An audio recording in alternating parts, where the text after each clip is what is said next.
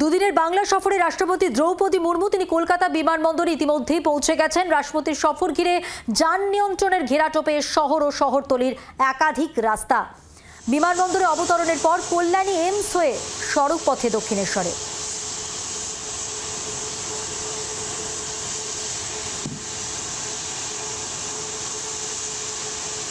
দেশের প্রথম নাগরিকের নিরাপত্তা প্রোটোকল অনুযায়ী রাষ্ট্রপতি দ্রৌপদী মুর্মুর গাড়ি যে রাস্তা দিয়ে যাবে সেই রাস্তাতে তার কনভয় পাস করার অন্তত ৪৫ মিনিট আগে থেকে ৩ কিলোমিটার রেডিয়াস জুড়ে অন্য যে কোনো সাধারণ যান চলাচল সম্পূর্ণ বন্ধ থাকবে।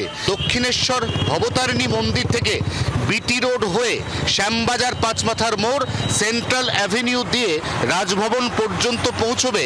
এই প্রত্যেকটি রাস্তাতেই দিনের বিভিন্ন সময় যান নিয়ন্ত্রণ এবং মাঝে মাঝে প্রয়োজনে যান চলাচল সম্পূর্ণ বন্ধ রাখা হবে।